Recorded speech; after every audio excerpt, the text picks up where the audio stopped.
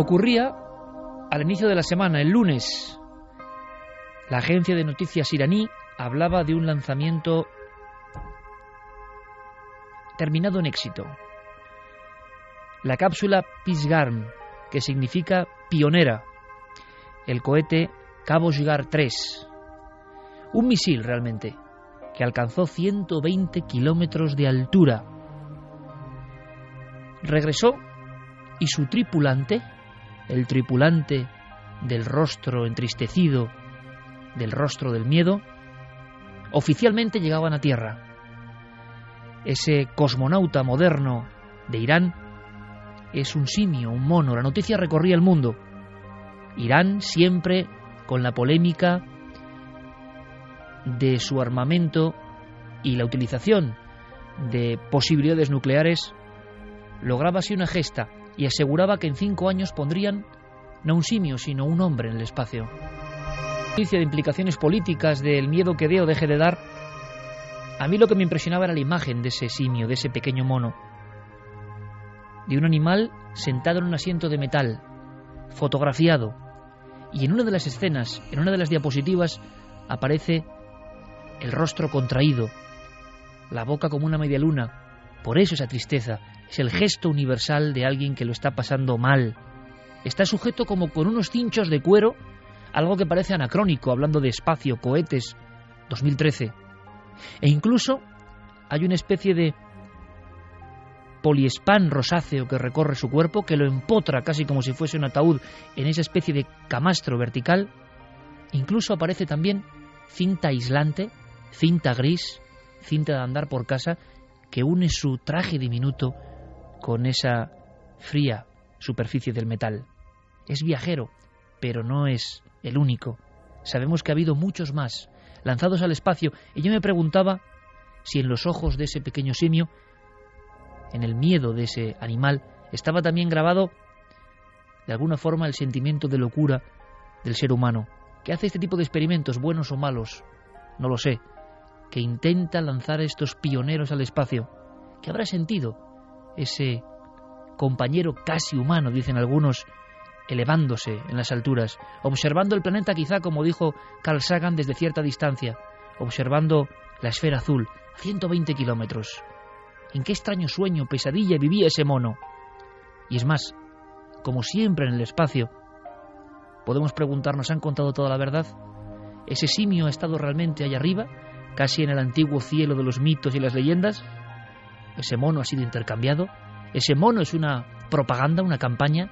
Porque de todo esto hay en la carrera espacial, y precisamente por eso, con la fotografía de esa enorme angustia del mono lanzado a las alturas desde algún lugar secreto de Irán, con esa escena como emisaria, vamos a hablar de espacio profundo, de otros colegas, de otros animales, y de asuntos que os van a dejar de verdad, yo creo que pegados al asiento del coche, a la cama, al puesto de trabajo donde estéis.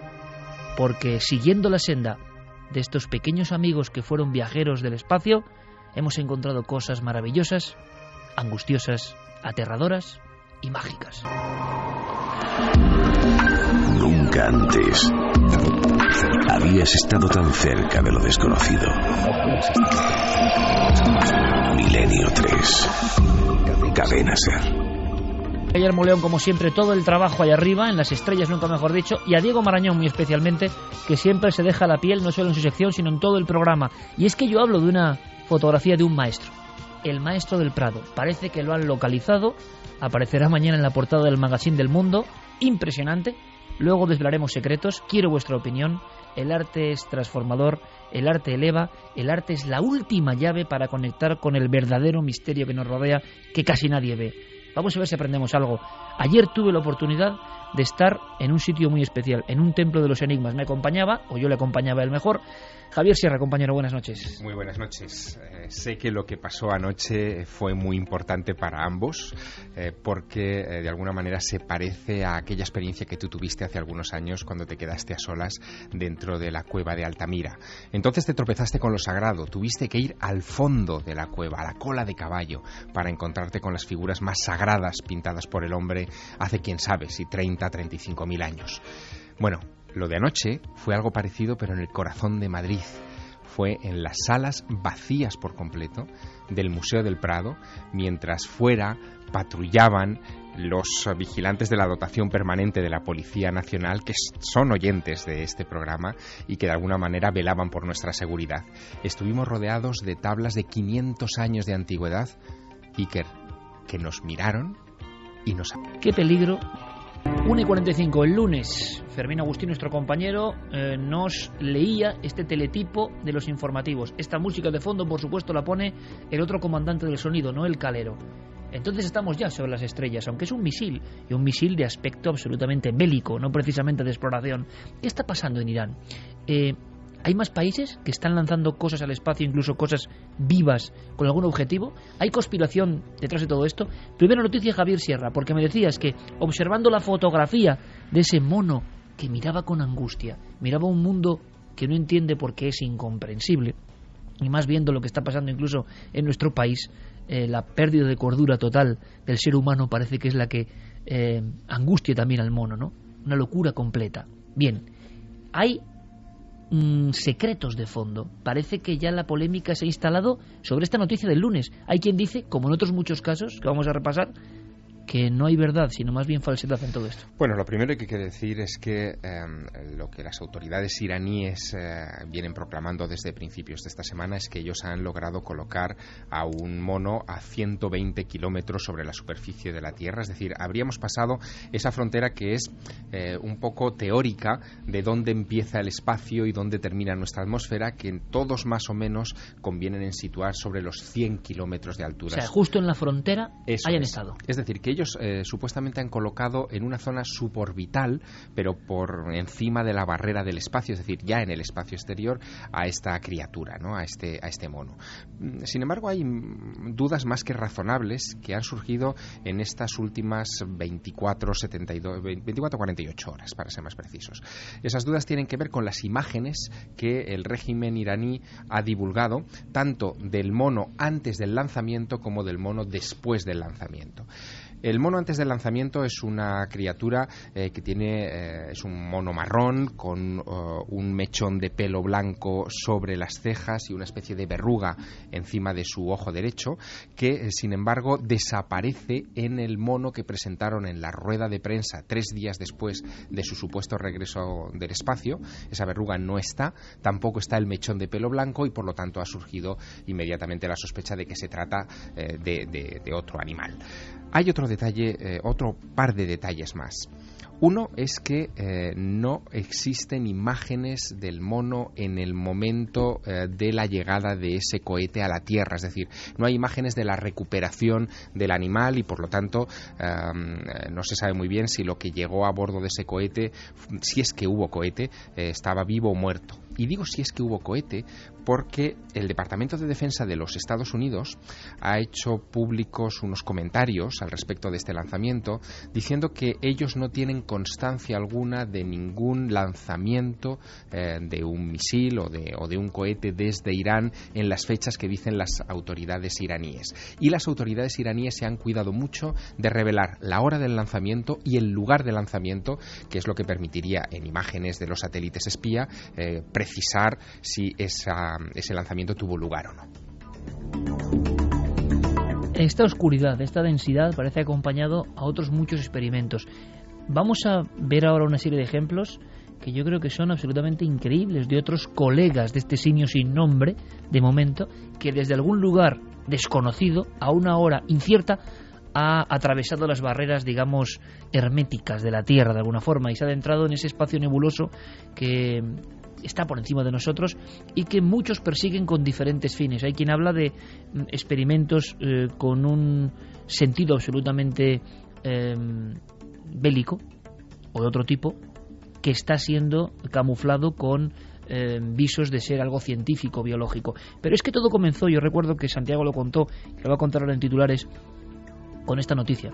Desde el instante en que un ser vivo se pone en el espacio, pero cuidado, que parece que hay más ejemplos incluso anteriores, dicen, empieza ya el runruneo del posible sentido doble y de la manipulación, Todos aprendimos la historia de Laika, nos aprendimos también las canciones que célebres grupos como Mecano compusieron para esta perrita. Todos vimos las imágenes. Y en España, en 1957, en los cines, el Nodo decía lo siguiente ante una, vamos a decirlo así, población absolutamente expectante. Así sonaba la noticia. Un proyectil cohete de nuevo diseño y mecanismo de dirección eleva el segundo satélite artificial hasta la órbita prefijada. Este aviso dado por una emisora de Moscú, junto con otras referencias a nuevas fuentes de energía impulsora, siguieron inmediatamente al segundo intento de dominio espacial con el Sputnik II, que pronto dejó oír el ya conocido bip bip registrado por los puestos de escucha. La novedad del satélite número 2 es su pasajero, una perrita esquimal que iba instalada en una cabina de aire acondicionado con provisión de alimentos y agua para varios días. Es el primer ser vivo sometido a una experiencia de esta clase y a través de ella podrá comprobarse. El primer ser vivo que abandona la Tierra, que surca el espacio infinito, quizá en busca de otros seres vivos o como primer peldaño para ver si hay más allá afuera. Lo que no es tan conocido y lo que empieza a tornarse también un poco angustioso es la otra historia, por ejemplo, de la más célebre cosmonauta animal. Laika emitió una serie de ladridos que fueron registrados, unos ladridos que se iban convirtiendo en algo preocupante. Y está entonces la otra historia, la cara B de alguna forma de esta primera colonización del espacio por parte, en este caso, de un animal. Escuchemos algunos de estos ladridos.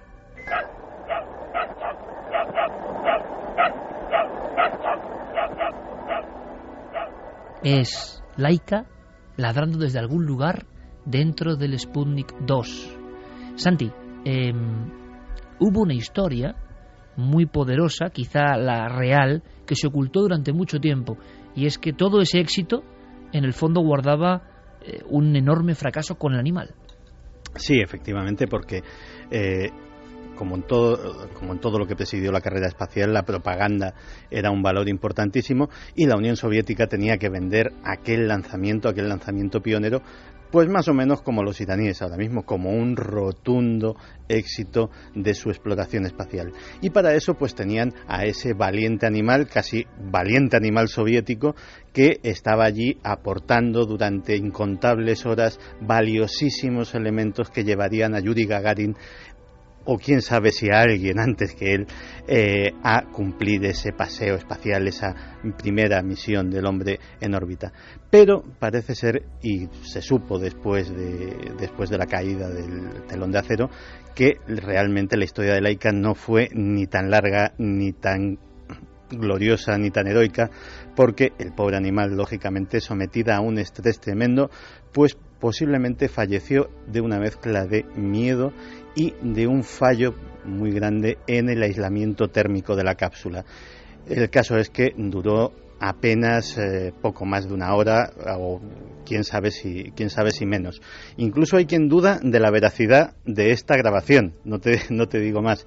Pero fíjate que esto, lo que nos ha contado Javier, este asunto de Laika, se va repitiendo a lo largo de la historia. Hace unos meses el mundo veía asombrado las imágenes del Shenzhou 7.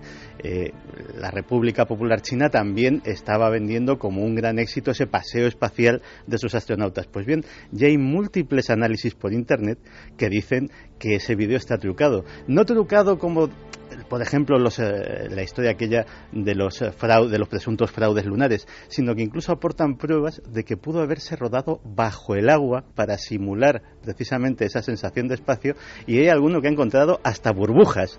Es decir, esa oscuridad, esa densidad siempre en torno a cualquier cosa que tenga que ver con la exploración espacial. Simplemente listado o algunos ejemplos, que esto sí que es increíble, de animales que oficialmente salieron de nuestro común espacio y se adentraron en las alturas. Bueno, ya a finales del siglo XVIII empezaron a intentarlo, no como cohetes porque no tenían la tecnología, pero sí con un globo aerostático. 1783, los hermanos Montgolfier envían una oveja, un pato y un gallo al aire para probar cómo se mantenían con ese globo y hasta dónde subían. Estamos hablando de los pioneros de la conquista del aire. Totalmente. Y ellos ya meten animales para ver qué pasa, a ver cómo reacciona el cuerpo, a ver qué ocurre. Pero realmente que se tenga constancia en viajes al espacio, en julio de 1946, lo primero que se manda son moscas de la fruta acompañadas de semillas de maíz.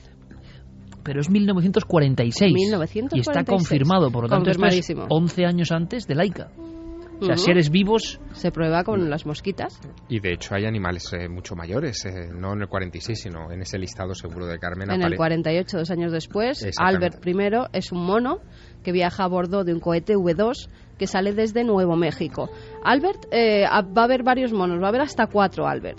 Albert II es un mono Rhesus, un año después se envía también en otro V2 que impacta contra la Tierra al fallar el sistema de paracaídas. Y el último Albert que se manda es a finales de 1949. Y haciendo una especie de receso, porque hay muchos ejemplos, Javier me contaba una escena tremenda en las entrañas del mundo de la carrera espacial americana, con también, qué curioso, otras fotografías de simios. De la de este lunes viajamos a unas más antiguas, casi héroes, ¿no? Sí, bueno, los monos Albert que nos acaba de contar Carmen son muy interesantes en toda esta historia porque Albert I sería el primero que fue lanzado al espacio como mono, es decir, o sea, son como una saga, ¿no? Pero claro, que lanzar un mono es ya lanzar algo muy parecido a un ser humano, es decir, se buscaba precisamente eso, y Wernher von Braun lo pone en la punta de un cohete V2 alemán y el animal muere de sofoco, o sea, como le pasa a Laika, del propio estrés, muere, ¿no?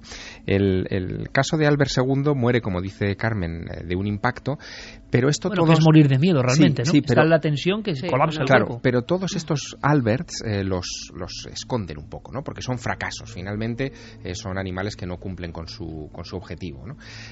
Hay una especie de Wall of Fame, o sea, de muro de la fama, que yo pude ver hace un año y pico en Cabo Kennedy, que a mí me llamó mucho la atención. Os voy a describir el lugar. El lugar se llama Complex 26. Es donde se encontraban las mesas de control de los lanzamientos de aquellas V2 y después de los cohetes que lanzaron los primeros satélites americanos, especialmente el Explorer 1.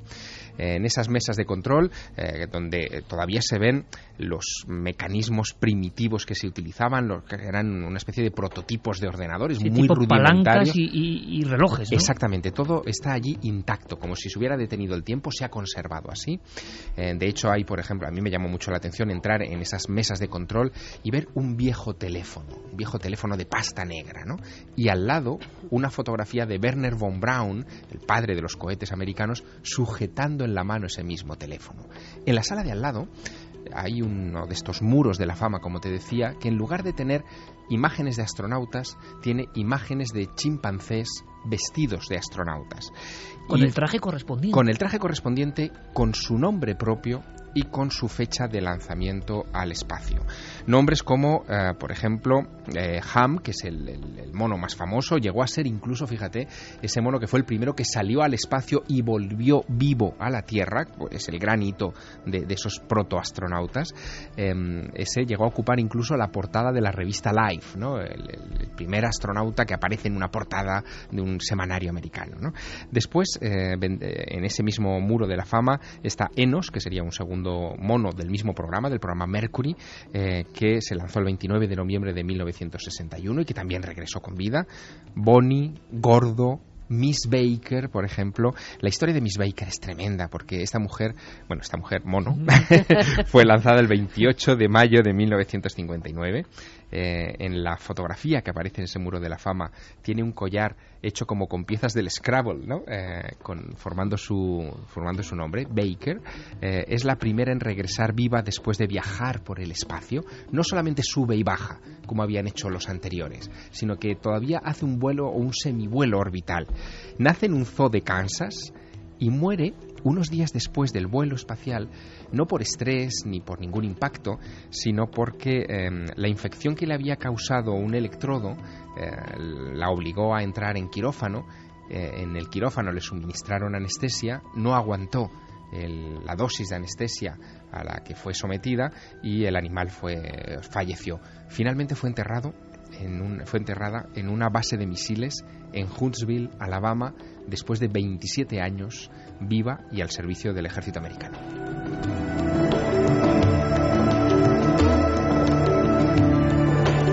Como siempre en este viaje espacial, en Milenio 3 intentamos desempolvar las páginas más interesantes, yo creo, de la historia. Y me venía una pregunta a la mente, ahora vamos a seguir conociendo más casos impresionantes. Una pregunta. Ya sabemos que los apóstoles, entre comillas, que han visto la Tierra de lejos, han visto la Tierra desde la Luna, por ejemplo, los que han pisado otro mundo realmente, otro planeta, otro satélite, esos han sufrido un cambio brutal. Esos han sufrido un cambio mental radical. Y hemos contado sus historias una y mil veces aquí. ¿Habrá habido cambios en los animales que han sido rescatados? Su comportamiento se habría vuelto diferente. Es muy interesante, no sé si hay estudios sobre eso, compañeros, pero esos animales que se verifica que han tenido un impacto emocional tremendo, variaron su comportamiento a su nivel. Claro, no lo pueden contar, o sí lo pueden contar a su forma y a su manera. ¿Cambiaron? Es una buena historia. Es una buena historia, y esa pregunta había que trasladársela a los cuidadores de los animales que se encargaron de ellos con posterioridad a los vuelos, pero no existe ese informe ni ese libro, y es curioso que en un país como Estados Unidos, donde todo esto se ha revisado y se ha publicado, no exista semejante relato todavía en imprenta, ¿no? Lo que sí conocemos, por ejemplo, son las reacciones de los humanos respecto a sus compañeros chimpancés. Tú imagínate, los primeros astronautas... ¿Se enfadaron? Sí, los de las misiones, los de la misión Mercury, los 7 de la Mercury, vivieron y convivieron muy cerca con aquellos chimpancés, y realmente, por ejemplo, Alan Shepard se sabe que estaba profundamente enfadado con su país, con los Estados Unidos, con el programa espacial, porque habían decidido enviar primero a los monos y después a ellos, como si ellos fueran de segunda. Ellos hablaban de que aquellos monos eran como carne enlatada. De hecho, de ahí se acuña ese término que los astronautas se aplicarán a sí mismos, porque es verdad que en el programa Mercury, el lugar en el que eran encastrados esos monos, muchas veces sujetados con cinchas a una especie de sillón donde no podían moverse en absoluto, era como una lata de sardinas muy, muy, muy estrecha, donde apenas podían mover unas palancas para las que habían sido adiestrados previamente en tierra. Si movían la palanca adecuada en tierra, en los entrenamientos de tierra, se les daba una fruta. Si movían la palanca equivocada, recibían una descarga eléctrica. Y eso fue parte del entrenamiento que tuvieron que sufrir esos animales, y que después tuvieron que repetir los propios astronautas con las mismas palancas, no con el plátano y la descarga eléctrica como premio o como castigo, pero en definitiva el entrenamiento era exactamente el mismo. Curiosamente, esta semana, este lunes, no hablamos de la prehistoria de la investigación espacial. Esa fotografía que yo comentaba irradiaba lo mismo, esa increíble estrechez del habitáculo del mono, encajado absolutamente, cosa que produce una enorme angustia. Y si no me creéis, podéis ver la foto de ese supuesto cosmonauta iraní, y mirad directamente su expresión. Más viajeros. Pues un ratón, en 1950, de nuevo en la V2, y sobrevive además a ese viaje espacial. 7 años antes de Laika, esto yo no lo conocía y me parece asombroso. Bueno, además hay 2 perras rusas que son las primeras astronautas de la historia. Se llamaban Albina y Tsikanka. Además, fíjate, en Rusia se utilizaron todo perras, eran siempre callejeras, y además tenían que tener el pelaje claro. Por una cosa, porque las cámaras que iban en el interior así las distinguían mejor. Y decías de las cápsulas donde van esos monos, pero es que eran terribles, la especie de maletín hermético en el que metían a las perritas en Rusia. Iban encajonadas, no podían apenas moverse, y claro, la mayoría... Una experiencia terrorífica. Javier me enseñaba ahora mismo en su tableta la portada de Life con este mono célebre. Parece que con un poco más de espacio, ¿no? Porque dependiendo quizá de la fama o del país o la superpotencia, desde luego los soviéticos encajonaban como si fueran latas de anchoa. No, todos los encajonaban. Esa es una foto de prensa. Guillermo, de hecho, la ha compartido ya en las redes sociales, y todos los que nos sigan a través del Twitter, por ejemplo, la podrán ver. Pero esa era la foto bonita, la foto de prensa. Lo real era mucho más angustioso. Fíjate que delante de aquel muro de la fama, con todos aquellos chimpancés que yo vi en Cabo Kennedy, también se encontraba la cápsula en la que estos monos viajaban, y era realmente angustiosa, ¿no? Era con una pequeña mirilla de plexiglás donde solamente se asomaría la cabeza del mono y el resto encerrado como si fuera... ¿Tú recuerdas ese sarcófago que aparece en muchos museos de la Inquisición para torturar? La dama de Nuremberg. La dama de Nuremberg. Pues es como la dama de Nuremberg, en pequeño, tamaño chimpancé, y con solo ese visor de plexiglás para el mono. Madre mía. Fíjate, los primeros en completar un viaje suborbital son también 2 perritas, Decil y Tisgan. en 1951. De 1951 a 1952, varios cohetes R-1 transportan a 9 perros en vuelos espaciales, como te decía, en compartimentos enanos. 2 monos filipinos, en ese mismo año 1952, Patricia y Mike, y 2 ratones, alcanzan los 36 kilómetros de altura y se convierten en la época en el récord de primates en altura, 36 kilómetros, y estamos hablando de este mono de Irán de 120 ya. 1957, la conocida Laika, como ha contado Santi. Con su terrible final no contado en la época. Desde 1957 a 1961, los rusos lanzan otras 12 perritas. 5 de ellas nunca regresaron.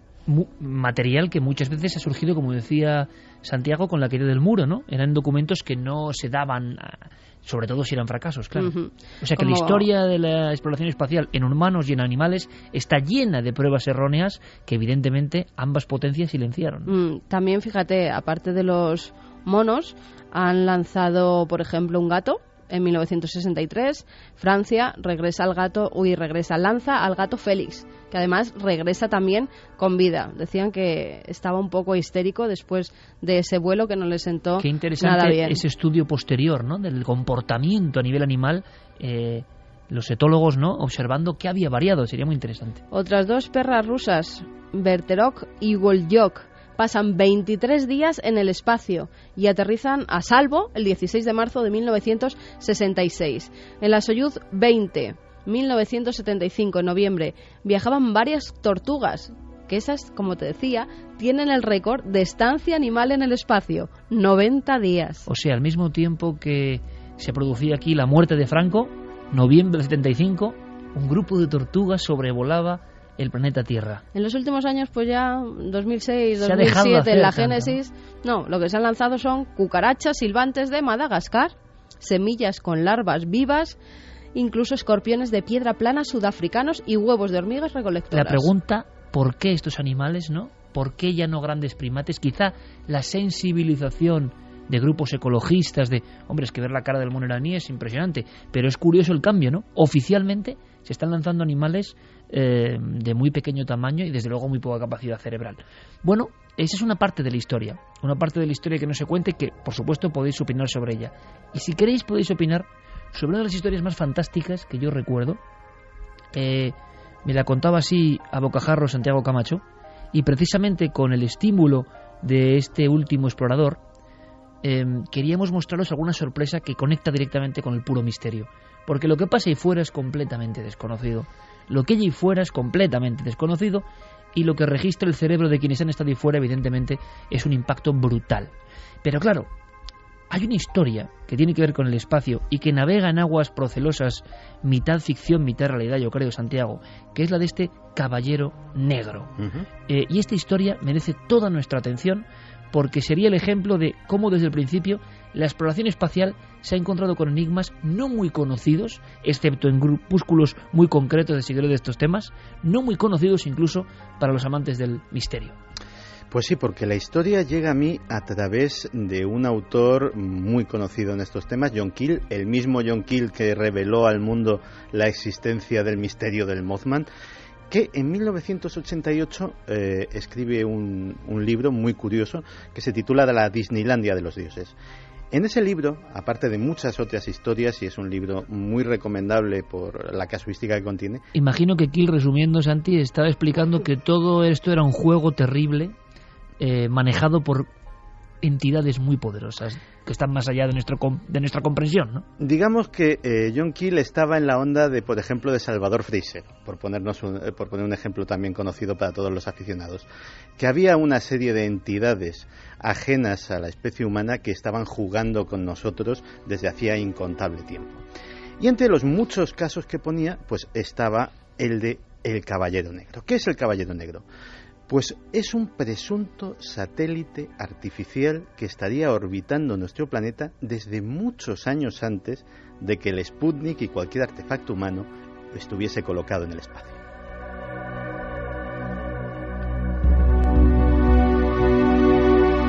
Ahora mismo salimos de la Tierra, nos aproximamos a ese objeto misterioso.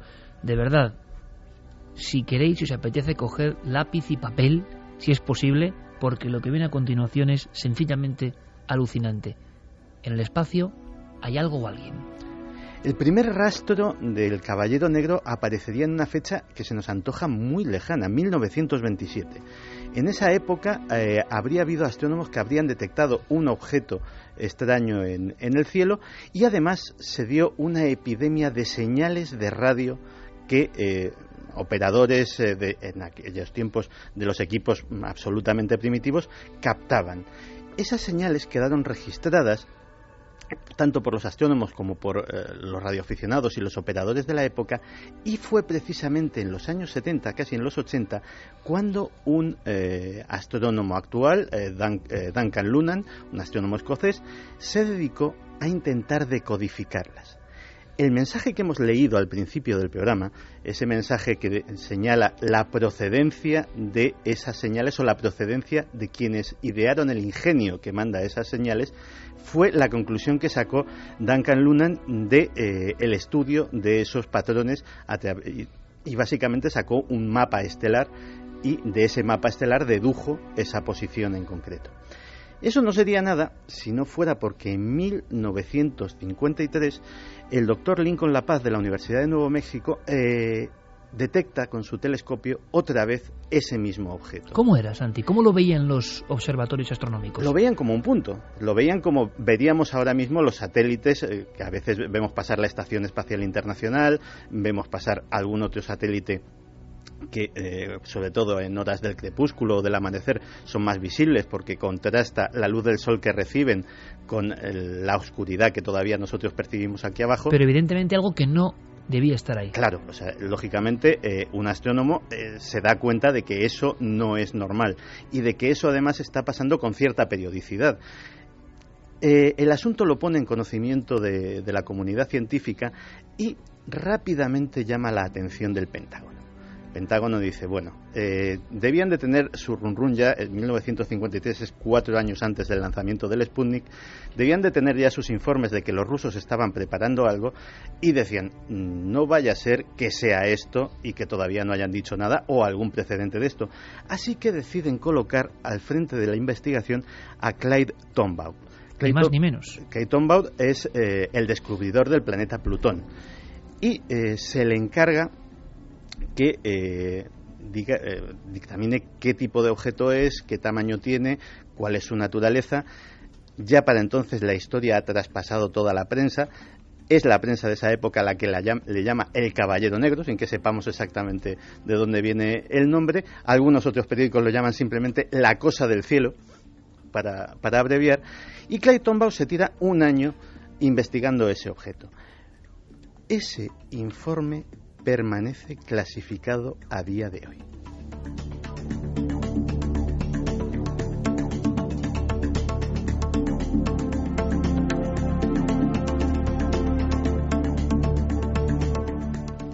Permanece clasificado, pero durante ese interín, Clyde Tombaugh, que ya era una personalidad mediática, sí hizo declaraciones. Y en 1954 declaraba la revista Aviation Week que había un satélite orbitando la Tierra, que no podía dictaminar, aunque le parecía muy improbable, si era un objeto celeste captado por la gravedad terrestre o si era otra cosa. Lo cierto es que un año después, con el informe ya entregado, le hacen otra entrevista en Popular Mechanics. Y en Popular Mechanics dice que ni el descubrimiento era cierto, ni el objeto era importante, y que, curiosamente, lo que se le había encargado no tenía ninguna relación con los platillos volantes. El contenido de la pregunta no tenía esa palabra.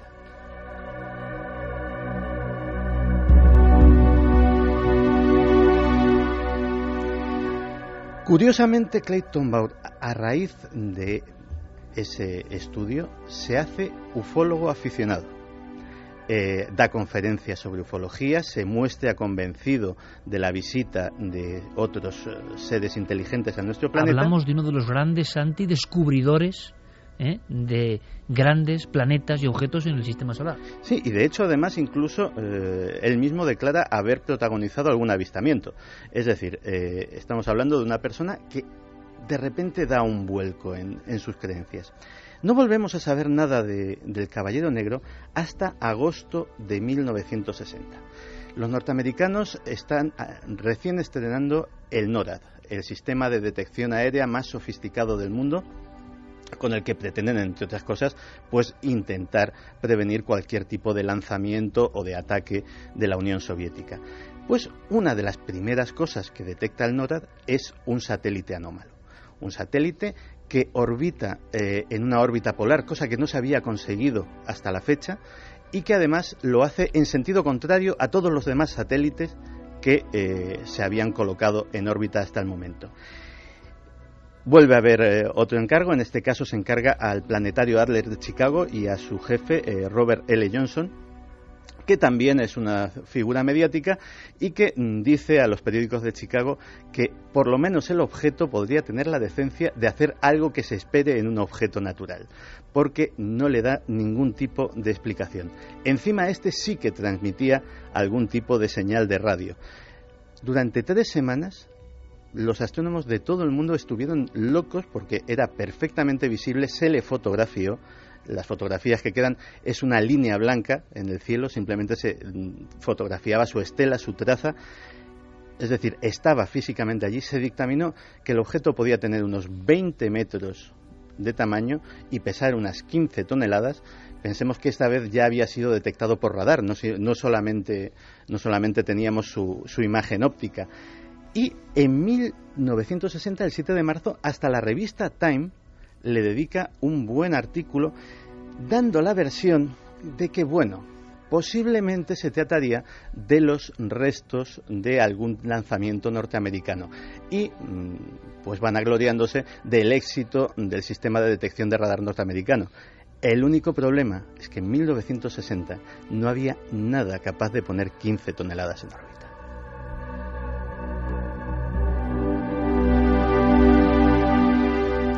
En esta alucinante historia, donde no sabemos dónde empieza el mito, la leyenda, la acumulación de datos sensacionales y la profunda verdad, que a veces supera todo eso con creces, aparece un personaje bien conocido del mundo de la astronáutica y del mundo también de las observaciones de ovnis, Gordon Cooper. Sí, 3 años más tarde. Javier está poniendo una cara como diciendo, esto es alucinante, lo es, ¿eh? 3 años más tarde, curiosamente, Gordon Cooper ha hablado mucho de sus avistamientos ovni, pero muy poco de este caso. Ha hablado de sus avistamientos ovni cuando era piloto militar, de cómo incluso llegó a protagonizar o a ver cómo se filmaba uno de estos aparatos que se había posado en el desierto. Es decir, declaraciones bastante impactantes. Pero, y que le trajeron muchos problemas. Pero de esto que es histórico y está registrado, rara vez ha hablado. Estaba haciendo historia. Estaba en la Faith 7, una cápsula espacial que iba a dar 7 órbitas a la Tierra. 22 órbitas a la Tierra. La Faith 7 da el número. En la órbita 22, en la última, Gordon Cooper se comunica con la estación de seguimiento de Australia y dice que se dirige hacia él un objeto oscuro de color verdoso y que, que pide algún tipo de confirmación si por el radar le están siguiendo o si efectivamente parece ser que hay confirmación desde tierra, aunque eso es lo que dice la NBC, que da la información 2 veces ese día, pero que luego sus reporteros reciben la orden de que está absolutamente prohibido preguntarle a Gordon Cooper sobre ese incidente en la rueda de prensa que habría unos días después de su aterrizaje. De hecho, tardó un par de semanas en darse una explicación oficial, y la explicación oficial es que una falla eléctrica en la cápsula había provocado altos niveles de dióxido de carbono y eso le había provocado alucinaciones a Cooper.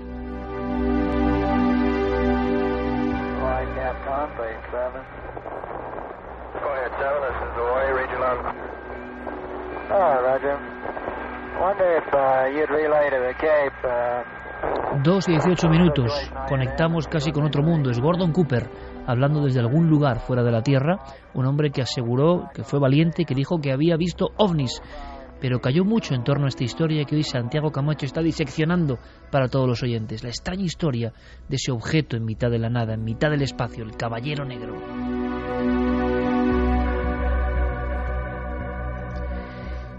¿Pero ha sido Gordon Cooper el único que ha podido ver de cerca este objeto? Pues a lo mejor no. Ya tenemos que dar otro salto en el tiempo e irnos a 1987, a la lanzadera espacial Endeavour. La misión era la STS-088. Hay 5 fotografías, 5, en la web de la NASA, perfectamente reconocidas, catalogadas como basura espacial, de un objeto oscuro, de formas irregulares, muy extrañas. De hecho, sé que buena parte de nuestros oyentes están ahora mismo tecleando ese STS-088 para ver las fotografías y se encontrarán con algo que parece un montaje, que parece de ciencia ficción, parece que lo ha colocado ahí pues un productor cinematográfico para diseñar un tipo de objeto inquietante. Una nave maligna, desde luego, una nave de aspecto maligno, ¿no? Esas fotografías, los defensores de la historia del Caballero Negro dicen que podría ser uno de sus avistamientos. Desde luego es un objeto muy extraño y tampoco parece cuadrar, y ha habido muchos expertos que han analizado esas fotografías, con nada que parezca basura espacial, es decir, no tiene la forma característica de ningún tipo de pieza perdida en un lanzamiento, de ningún tipo de satélite fuera de uso, etcétera, etcétera. Pero hay algo más. Hay un personaje extraño que podría poner el epílogo de esta historia. Y no es un operador de radio, no es un astronauta, no es un piloto militar, no es un astrónomo, es un escritor muy famoso, Philip K. Dick.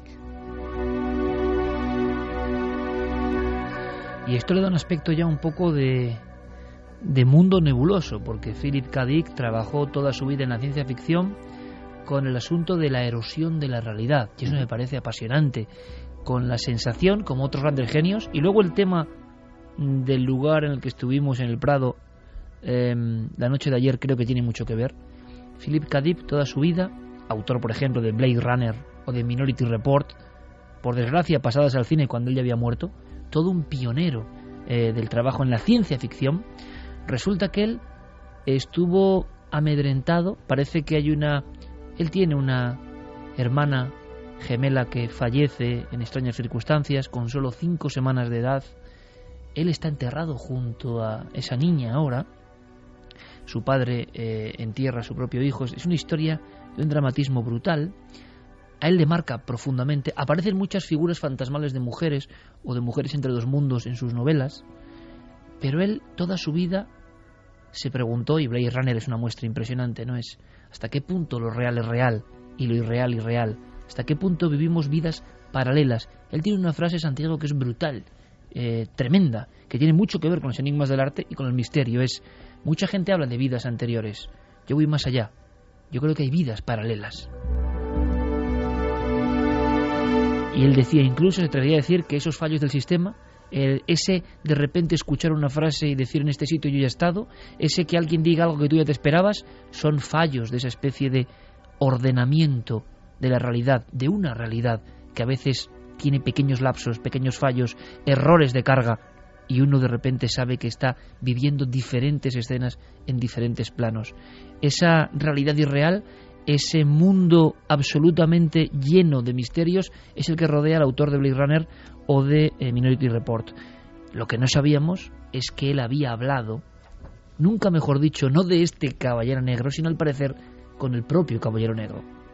Pues sí, a principios de febrero de 1974, y ya a partir de ahí hasta su fallecimiento, Philip K. Dick tiene una serie de experiencias místicas, o paranormales, o forteanas, o psicóticas, si queremos darle... Él mismo siempre se preguntó, sí, ¿no? Si sufría una esquizofrenia, si sufría, ¿qué le pasaba? Pero él veía que accedía a otros mundos, y lo escribía. Sí, fueron 8 años muy extraños en su vida. Fueron 8 años en los cuales él dijo que estaba en contacto con algo que le hablaba desde el cielo, con algo que orbitaba nuestro planeta y que él le había dado un nombre, le había llamado Valis.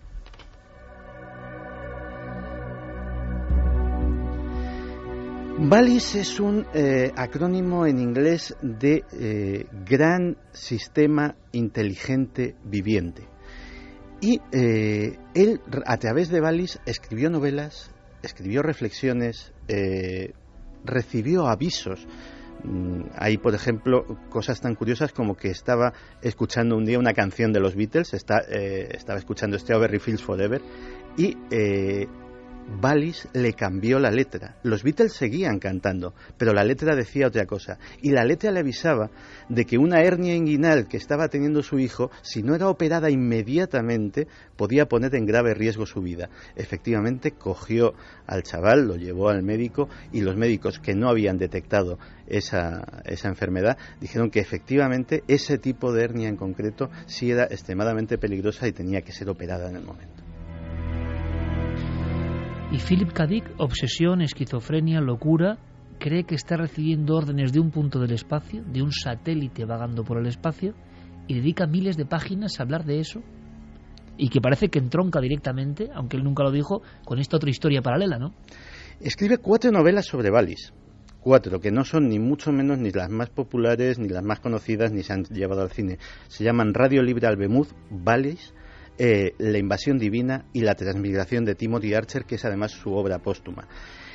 Si se ponen juntas, son una especie de autobiografía mística del propio Philip K. Dick. Y aparte de eso, dejó una especie de exégesis extraña de 8.000 páginas y más de 1 millón de palabras, que no está publicada, con las revelaciones que le había hecho Wallis. Él estaba en todo momento convencido de que aquello había sido colocado por una inteligencia extraterrestre, que había estado aquí, que nos había ayudado, que nos había dado nuestra civilización y que había dejado ese objeto con una finalidad: vigilarnos, darnos un empujoncito de vez en cuando, sobre todo iluminando o haciendo revelaciones a determinados individuos que podían ser claves, y en caso de que todo fuera realmente mal, informar a esos dioses del pasado a los que se refería John Key.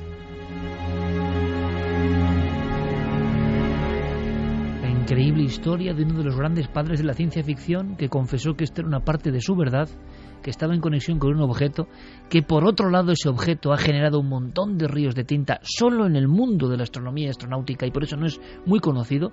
Nosotros lo reconocemos, desconocíamos esta parcela de la historia del Caballero Negro, y desde luego recomendamos leer a Philip K. Dick, y os aseguramos que es un tema difícil, pero un día indagaremos en la mente de las personas que en España y fuera de España han hecho ciencia ficción, a veces como única forma de exorcizar sus propios demonios, como única forma de plasmar cosas que ellos estaban viviendo. Hasta el último de sus días, Philip K. Dick, repito, el gran actor de Blade Runner, autor de Blade Runner, con otro título en su novela, o de Minority Report, estuvo convencido, era un gran estudioso como lo de Jung, que la realidad mística, la realidad de lo aparentemente irreal, la presencia de lo sagrado repentinamente en el ser humano, las apariciones, la sensación de que hay emisarios que nos dicen que hay otras cosas, eso estaba absolutamente probado por él, pero que la vida nos obligaba a renunciar a esos misterios, la vida nos obligaba a tener un tipo de conducta, pero que eso, como decía Jung, subyacía, estaba por detrás, o como decía Rolf Carballo, la realidad velada, estaba ahí de alguna forma apareciendo y desapareciendo. La gran pregunta, queridos amigos de Milenio, es ¿cuántos autores de la ciencia ficción que han influido en mentes que lo leían como, bueno, pasatiempo prácticamente, estaban lanzando en clave ciertas verdades? Esta historia que he contado hoy, Santiago Camacho, es una muestra. ¿Será que hay alguien de verdad ahí fuera lanzando mensajes concretos a gente concreta que pueda hacer pensar a otra gente?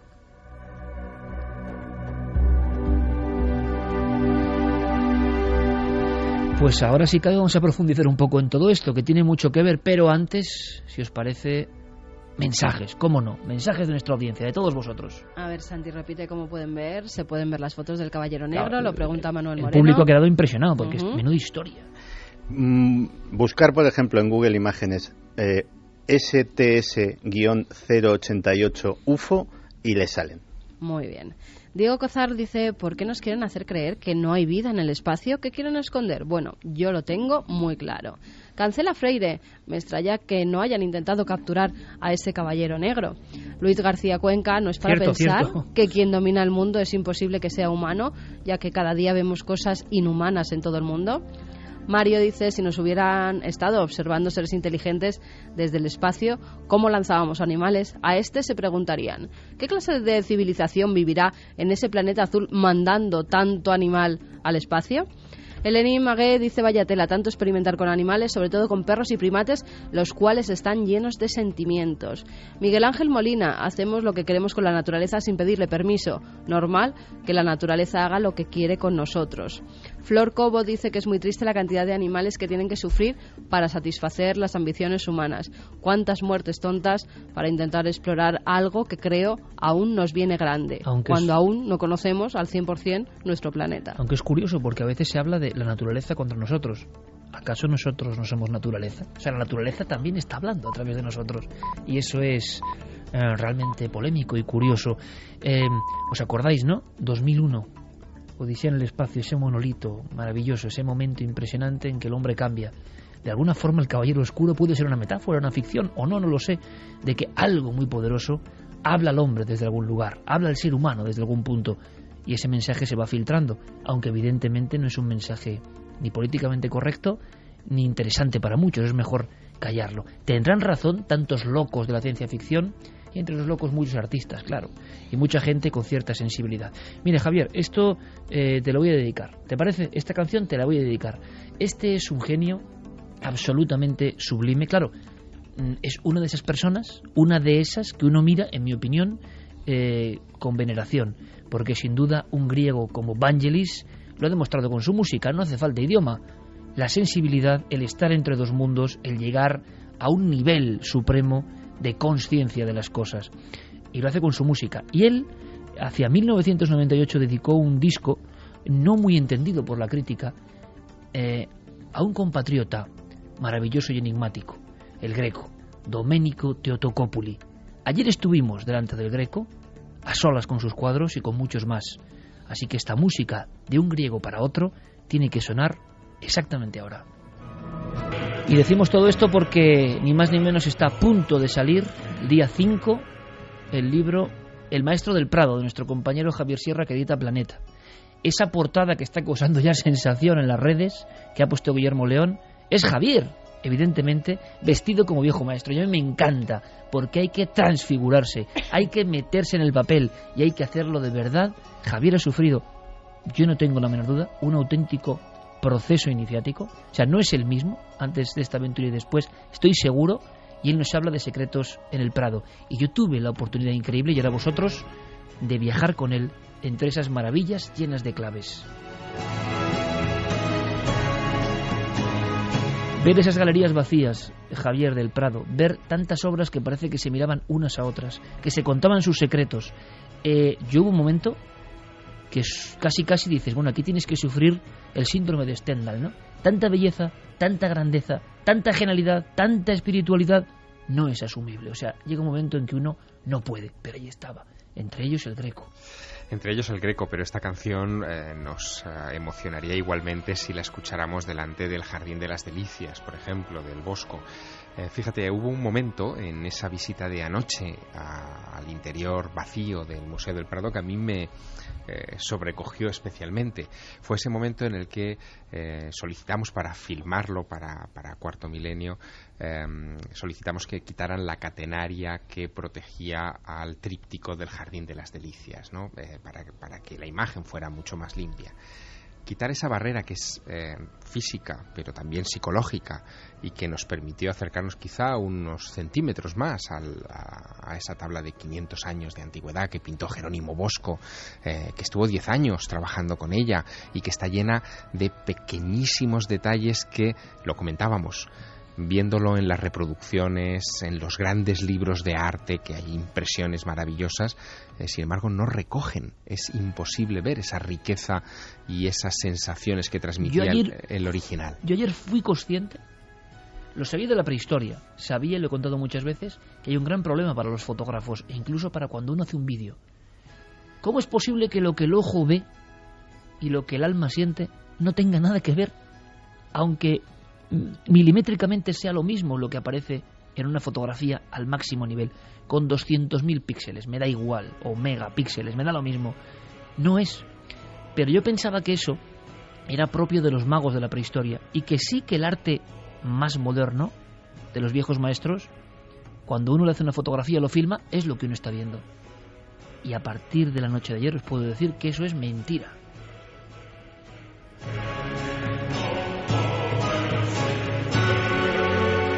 pero a un nivel tremendo, es decir, lo que eran no solo volúmenes, sino perspectivas, lo que eran luces absolutamente espirituales, lo que son cosas que no se pueden contar con palabras, inefables, se veía ayer. Ayer estábamos, yo nunca había estado tan cerca todavía de la obra maestra del Bosco, y entonces vi cosas.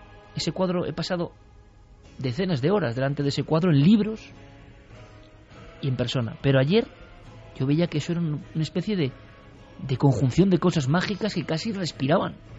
Además, como lo siento. Sí, y además nos podíamos casi imaginar el aliento de Felipe II sobre esa tabla, porque él lo contempló también durante horas en la soledad del monasterio del Escorial, y sabemos que sus últimos momentos, su meditatio mortis, esos momentos en los que él decidía recogerse ya en la agonía para preparar su camino al más allá, los pasó a pocos centímetros del Jardín de las Delicias. ¡Qué impresión! Porque uno piensa que ante esa explosión de colores, de carnalidad que hay en el Jardín de las Delicias, no hay hueco aparente para una meditatio mortis, para prepararse para el más allá. Pero ¿tú te acuerdas, Iker?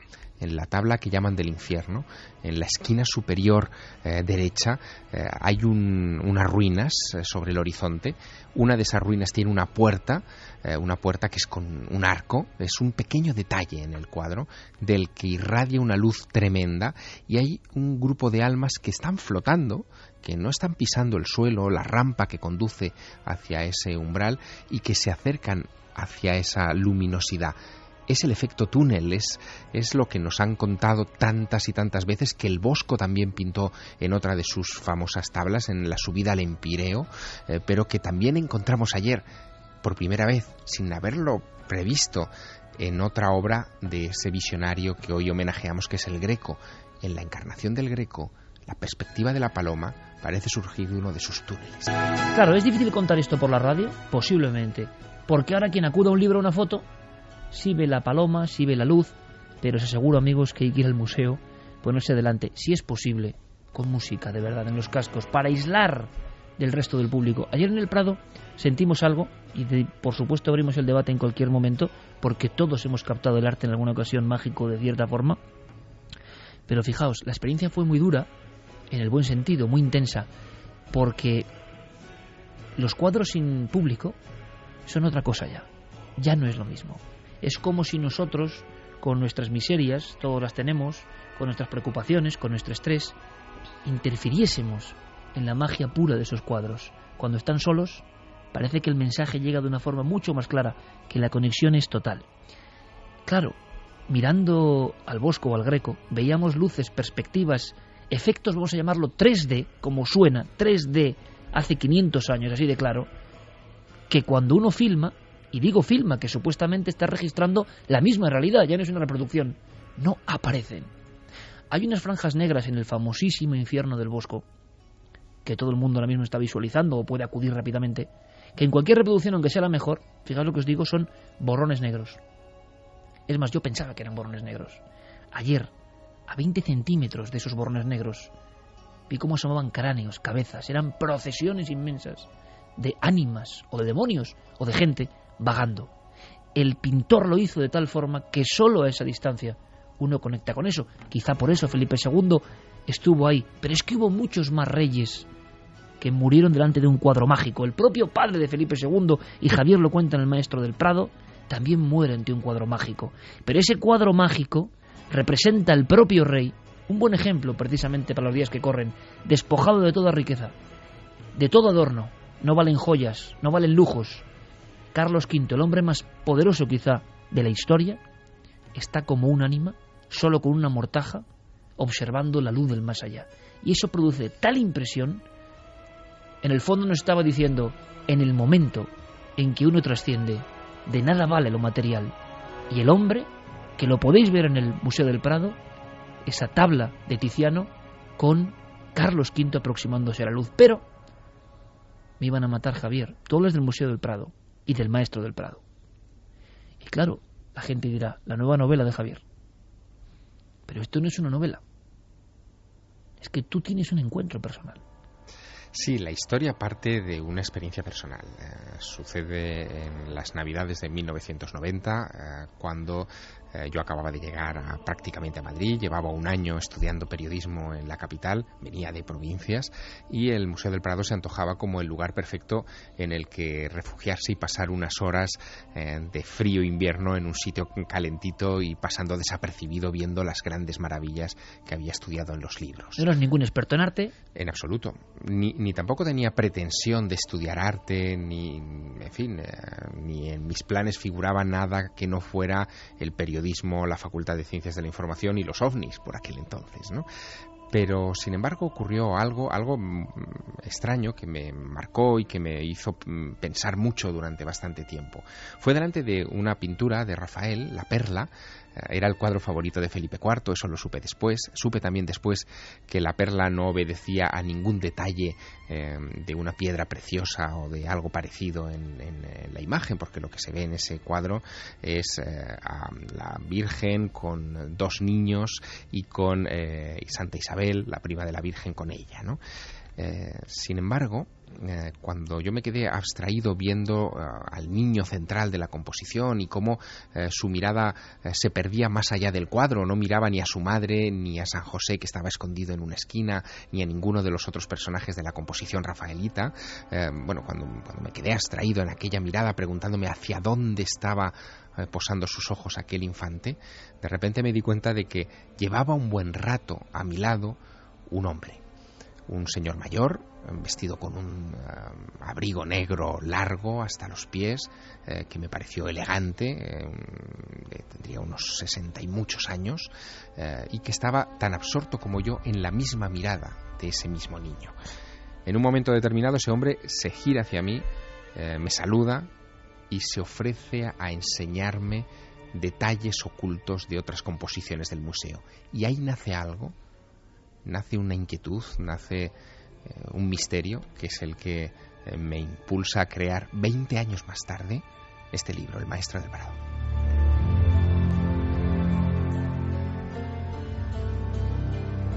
Y es que las miradas son una de las claves para entender ese museo mágico que es el Prado.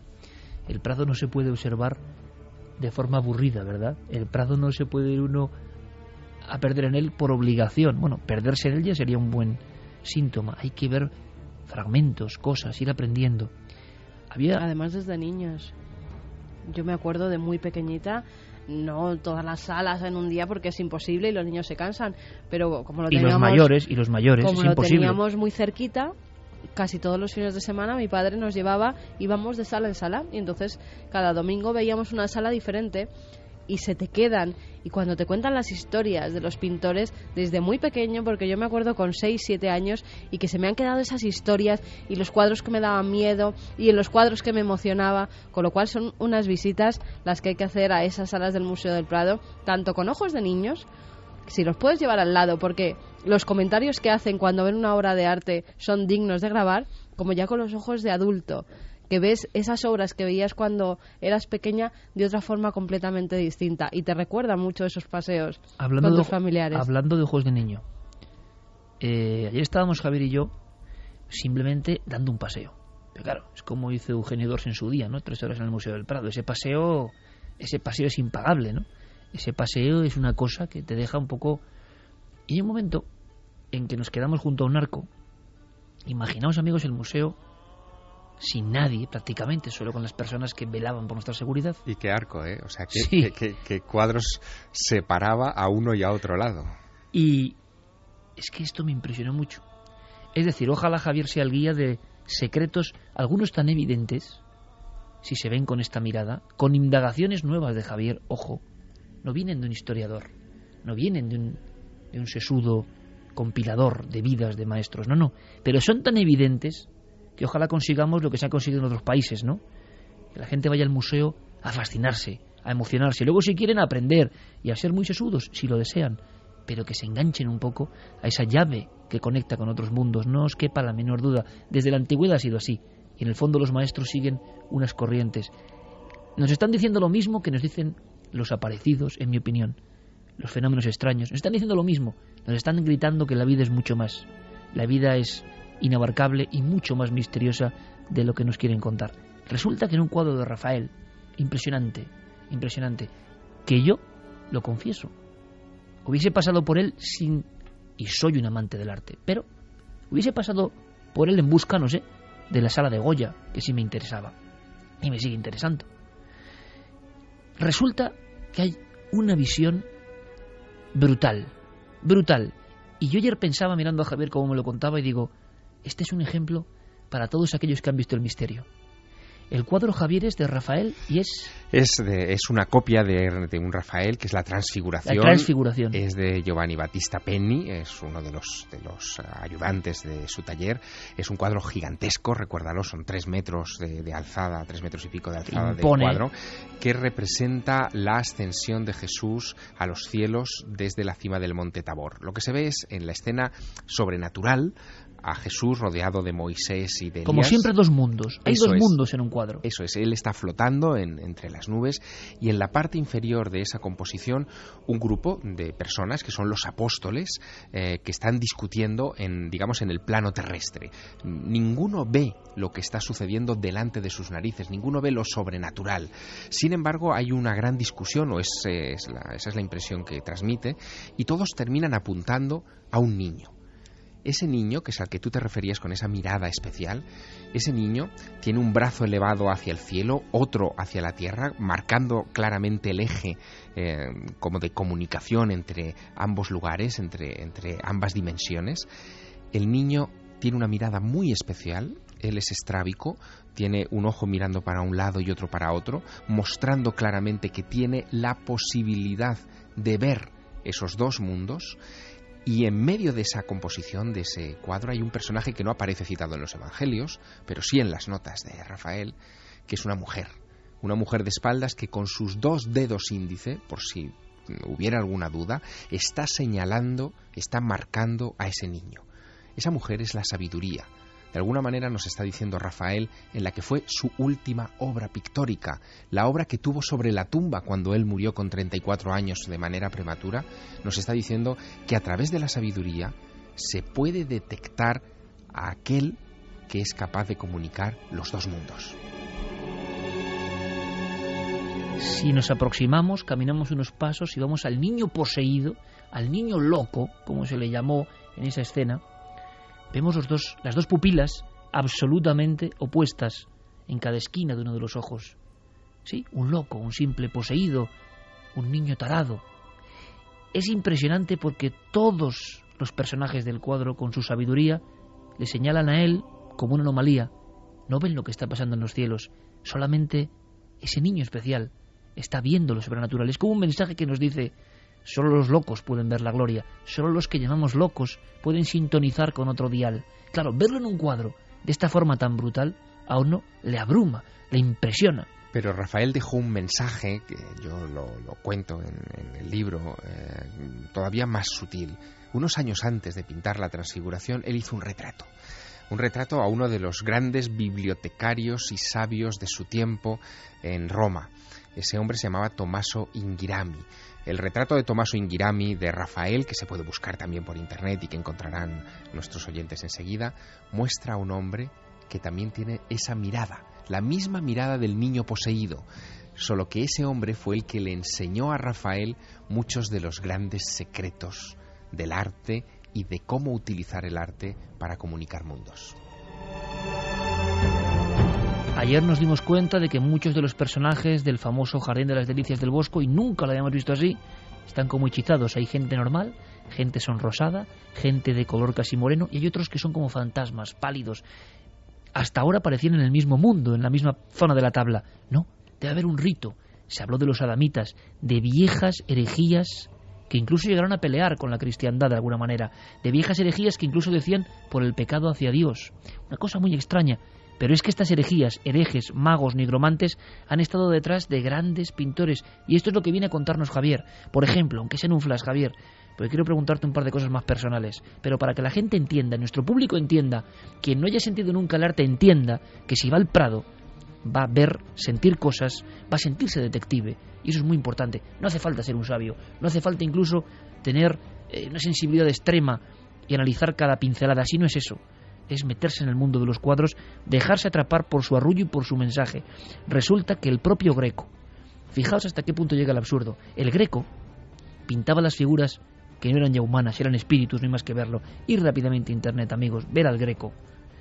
Y claro, decían, llegaron a decir, para intentar entenderlo, claro, tenía un defecto en la visión, ¿no? Se ha llegado a decir eso, y mucha gente lo repite, como repiten los tópicos todo el mundo, es que tenía un defecto de dioptrías y pintaba alargada a la gente. Claro, no voy a ni comentar esto, pero es la manera de materializar todo lo que es espiritual. El Greco era un hombre, entre otras muchas cosas, que pintaba el más allá, pero es que encima también estaba de alguna forma influido por estos personajes fundamentales que no aparecen en las biografías: visionarios, profetas, magos. Hay un altar famosísimo al que pertenecen varias de las pinturas que se conservan en la sala 9 del Museo del Prado, que es el altar de María de Aragón para el convento de la Encarnación de Madrid, que fueron pintados para homenajear a Alonso de Orozco, un predicador del siglo XVI muy poco conocido, que tenía esta capacidad visionaria que se atribuye a ese niño poseído de Rafael o a Tommaso Inghirami, ¿no?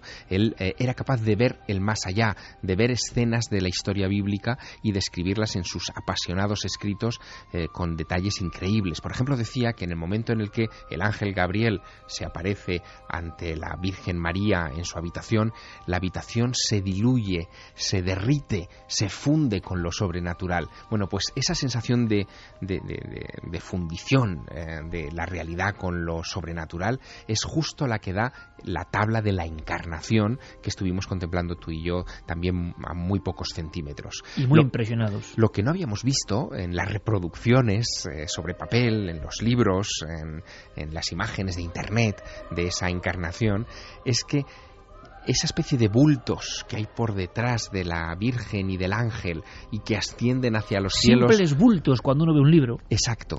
En realidad, cuando uno los ve de cerca, son caras, son almas, son presencias.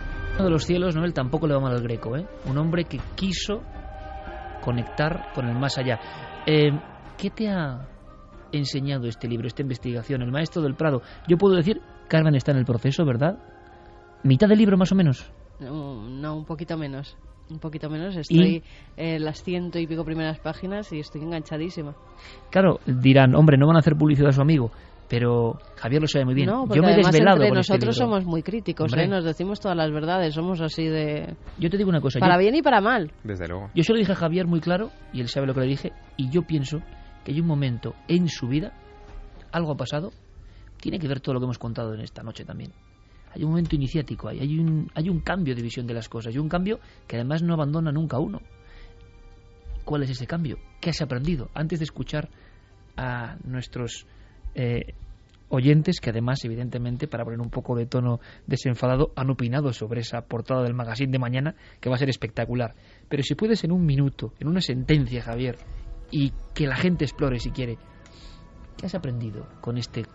¿Qué sabes que no sabías antes de esta investigación? No solo debe ser visto, en realidad ese arte, el arte de verdad, el arte que comunica, el arte que sirve de puente como sirvieron las pinturas prehistóricas de puente para lo sobrenatural, para el más allá, lo que nos hizo civilización, al fin de cuentas, fue cuando empezamos a enterrar a nuestros muertos y a plantearnos cómo proteger a nuestros hijos. Ese arte es para ser sentido.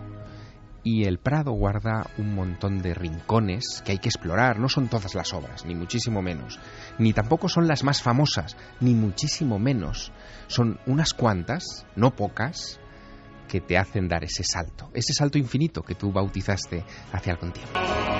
Enhorabuena, Javier. Yo creo que es un libro absolutamente iniciático. Ojalá cambien muchas mentalidades. Igual es verdad lo que decía Philip K. Dick, y alguien está lanzándonos estos destellos para que nosotros, como correa de transmisión, cambiemos también otras mentes. Ojalá. Pero ahora, como somos capaces de reírnos hasta de nosotros mismos, vamos con ese impacto brutal. A mí me parece increíble. Mañana, el Magazine del Mundo, que hace reportajes impresionantes, en portada, yo no sé si es Rubens, si es...